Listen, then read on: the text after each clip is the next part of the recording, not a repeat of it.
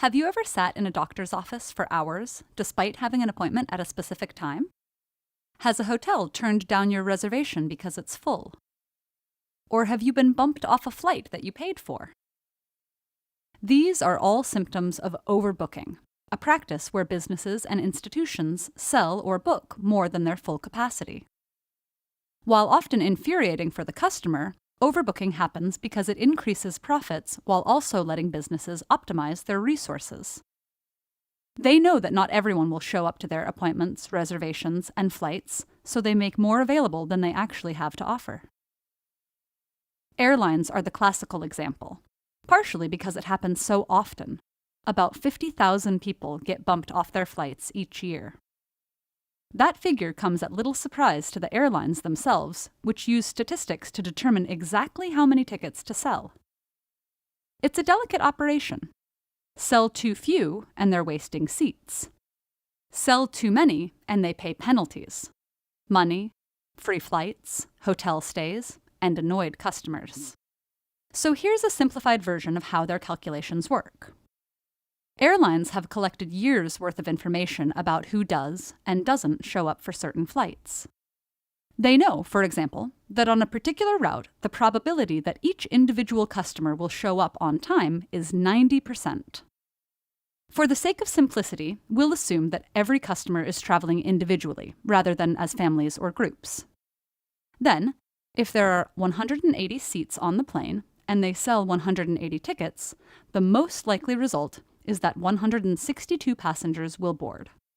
But of course, you could also end up with more passengers, or fewer. The probability for each value is given by what's called a binomial distribution, which peaks at the most likely outcome.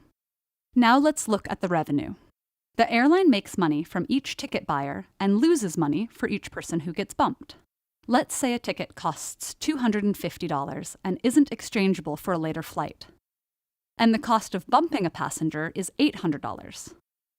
These numbers are just for the sake of example. Actual amounts vary considerably. So here, if you don't sell any extra tickets, you make $45,000. If you sell 15 extras, and at least 15 people are no-shows, you make $48,750. That's the best case. In the worst case, everyone shows up. 15 unlucky passengers get bumped, and the revenue will only be $36,750, even less than if you only sold 180 tickets in the first place.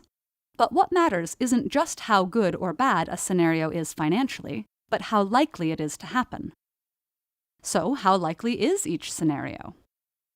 We can find out by using the binomial distribution.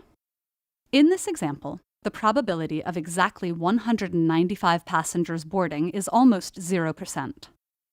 The probability of exactly 184 passengers boarding is 1.11%, and so on. Multiply these probabilities by the revenue for each case. Add them all up and subtract the sum from the earnings by 195 sold tickets, and you get the expected revenue for selling 195 tickets. By repeating this calculation for various numbers of extra tickets, the airline can find the one likely to yield the highest revenue.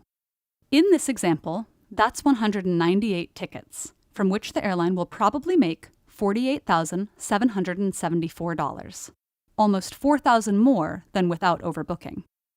And that's just for one flight. Multiply that by 1 million flights per airline per year, and overbooking adds up fast. Of course, the actual calculation is much more complicated. Airlines apply many factors to create even more accurate models. But should they? Some argue that overbooking is unethical. You're charging two people for the same resource. Of course, if you're 100% sure someone won't show up, it's fine to sell their seat. But what if you're only 95% sure? 75%? Is there a number that separates being unethical from being practical?